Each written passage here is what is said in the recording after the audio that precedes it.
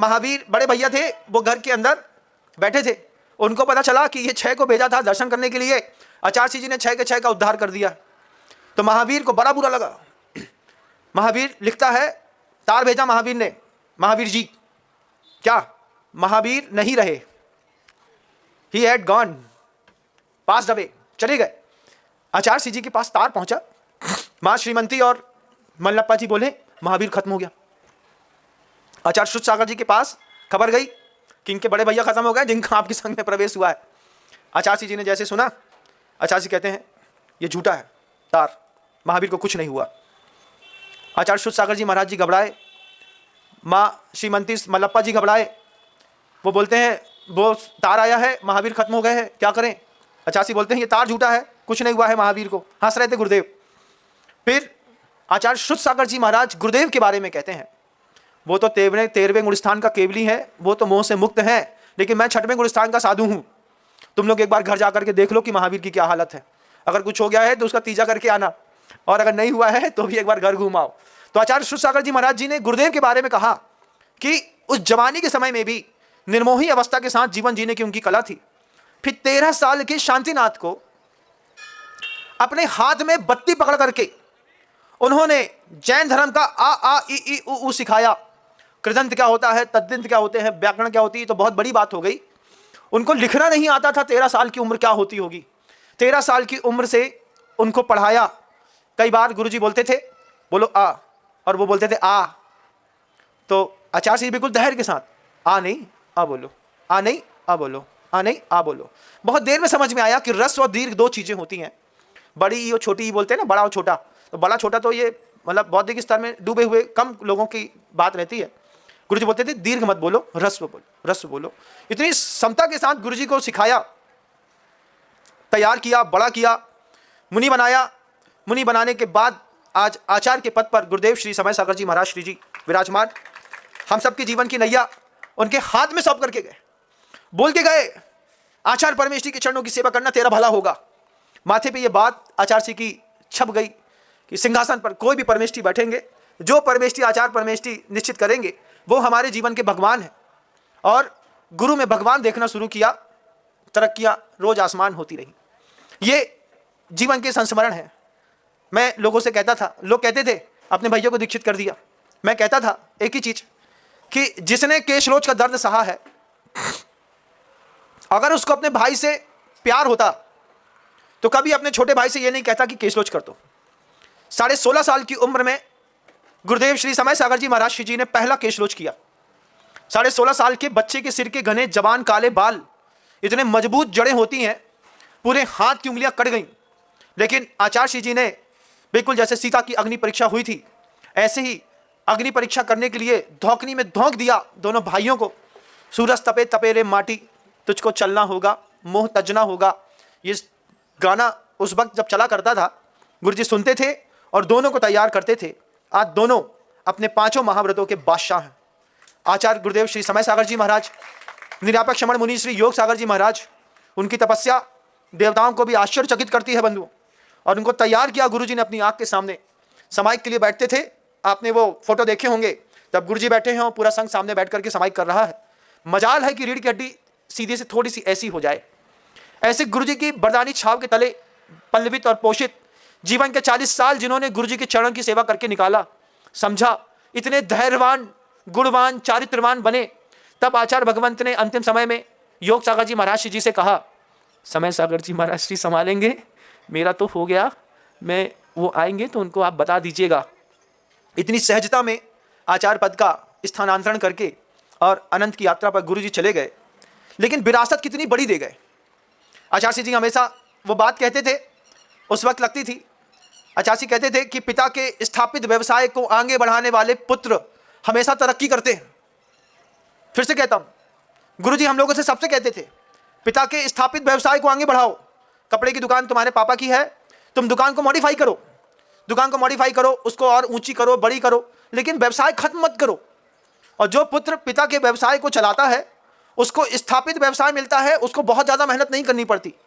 गुरुजी चले गए, जाने के बाद गुरुजी की ये बात कान में फिर गूंजी।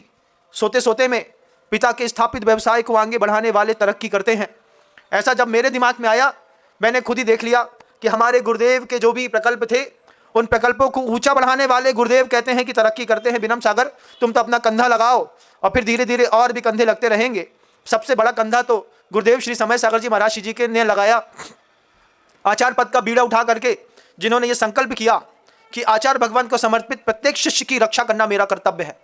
आज वो सतना जैसे शहर में रह करके हम सारे साधु वृंदों की रक्षा करने में अहर्निश निरंतर चिंतन करते हैं, आशीर्वाद देते हैं, कृपा करते हैं, निर्देशन देते हैं, बताते हैं। वैसे ही गुरुदेव के जैसे गुरुजी ने, जब मैं यहाँ आ रहा था तो गुरुदेव समय सागर जी महाराज जी बोले, नम्र सागर जी सौम्य वाणी का प्रयोग करिएगा। हमने कहा आचार्य भगवान ये आपका पहला संकेत है, मैं हमेशा याद रखूंगा। उस संकेत को लेकर के आया। 6-7 महीनों का प्रतिफल गुरुदेव श्री समय सागर जी महाराज जी का आशीर्वाद जो फला है, आज पूरा विश्व देख रहा है। आचार्य जी के ऐसे अद्भुत कितने संस्मरण हैं बंधुओं। मैंने देखा आचार्य जी का एक और ब्रह्म वाक्य, गुरुजी जब कभी भी लगता था किसी साधक का प्रारब्ध बिगड़ गया है, कोई साधक अपने मार्ग से च्युत हो रहा है या फिर वो भटकने वाला है या भटकेगा, आचार्य जी एक ब्रह्म वाक्य देते थे हम लोगों को। जब कभी भी गुरुजी को लगा कि अब इसका प्रारब्ध जो है वो दूषित हो गया है, आचार्य जी का 3 शब्द चलता था, सुनो, no hurry, no worry and no curry. जब कभी भी लगे कि गाड़ी इनबैलेंस हो रही है, जब कभी भी लगे कि गाड़ी डगमगा रही है, आचार्य जी ने एक ही सूत्र दिया, no hurry, no worry and no curry. Hurry worry और करी कह करके आचार्य जी ने बड़े से बड़े बहकते हुए साधुओं को रोक दिया, और जिसका प्रारब्ध बहकने का था वो बहक गए। बहकने के बाद उनने कहा कि गुरुजी का अंतिम ब्रह्म वाक्य है, जब घर के अंदर भी कभी कोई घटना घट जाए, मन में उथल पुथल ज़्यादा हो जाए, लगे कि अब सब मिट गया है, मिट रहा है, मिट जाएगा, तो आदमी की इच्छा होती है कि एक लात मार के हम ही मिटा दें। उस वक्त भी गुरुजी कहते थे, नो हरी, जल्दी नहीं करते, नो वरी, चिंता ज़्यादा नहीं करते, डोंट वरी कहते ना, डोंट वरी, तो आप कहते डोंट वरी, आचार्य कहते हैं ना नो वरी, चिंता नहीं करो, जल्दी नहीं करो, नो करी, आराम से रहो, सब अच्छा हो जाएगा। ये आचार्य जी का जो सूत्र है, ये दुनिया को कहाँ मिलेगा? जिसकी दुनिया में गुरु नहीं है, जिसने गुरु को देखा नहीं है, जिसने गुरु को समझा नहीं है, वो क्या जाने कि गुरु मिलने के बाद जिंदगी कैसी चमकदार होती है। जिनके जीवन में गुरु नहीं है ना, वे जेलों में बंद हैं, भटक रहे हैं, पता नहीं कहाँ कहाँ भटक रहे हैं।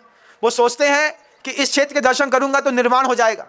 मैं कहता हूं सिर्फ तुम गुरु के चरित्र का दर्शन करोगे तो तुमको जहां खड़े हो वहीं पर निर्वाण हो जाएगा। कर्म काटने के लिए किसी सिद्ध क्षेत्र पर जाने की जरूरत नहीं है। कर्म काटने के लिए जो गुरु के सिद्ध वाक्य हैं, उनको जीवन में जहां खड़े हो वहीं इंप्लीमेंट करोगे और तुम्हारा काम होता चला जाएगा। एक बहुत अच्छा संस्मरण गुरुवर्ग का मुझे याद आता है। आचार्य जी एक उदाहरण सिखाते थे हम लोगों को। गुरु जी कहते थे कि एक गांव में महामारी फैल गई, लोग पड़पड़ा के मरने लगे, 1 मरता, 2 मरते, शाम होते होते घर के 3 मरते, फिर 4 मरते, जैसे कोरोना में हो गया था कि किसके घर में कहाँ कौन मर जाए कोई भरोसा नहीं। सुबह बात कर रहे हैं, दोपहर को बुखार आया, शाम को डेथ हो गई। जब ऐसी पड़पड़ा के महामारी पूरे देश में फैली तो वहां के राजा को फरिश्तों का एक स्वप्न आया। राजा को फरिश्तों का स्वप्न आया कि देखो तुम्हारे पूरे राज्य में महामारी फैली है, इसका एक उपाय है। उपाय क्या है? जितने भी राज्य में रहने वाले लोग हैं, ये जो नगर के बीच का कुआं है, इस नगर के बीच के कुएं में 1-1 लोटा दूध ला करके डालेंगे तो ये पूरी महामारी ठीक हो जाएगी। राजा ने फरिश्ते से स्वप्न में कहा, ये तो बहुत सरल है। कितना सरल है कि 1 लोटा दूध डालना है और महामारी ठीक हो जाएगी, मरेंगे तो नहीं। ये सोच करके राजा ने मुनादी पिटवाई सुबह कि जितने भी लोग आसपास हैं, राज्य के अंदर राज्य शासन में रह रहे हैं, सबको 1-1 लोटा दूध डाल करना है उसमें। ये काम आज ही शाम को हो जाना चाहिए, कल सुबह पूरा का पूरा कुआं दूध से भरा मिले। दूसरे दिन सुबह हुई, सुबह होते साथ ही राजा ने जैसे मुनादी पिटवाई थी, राजा को विश्वास था कि सुबह होते होते अब कोई नहीं मरेगा। लेकिन सूरज निकला। सूरज निकलते साथ ही देखा कि अर्थियां उठ रही हैं, लकड़ियां जलाने के लिए खत्म हो गई, लोगों को ऐसी गंगा में प्रवाहित कर रहे हैं। राजा को बड़ा आश्चर्य हुआ कि अभी भी लोग मर रहे हैं।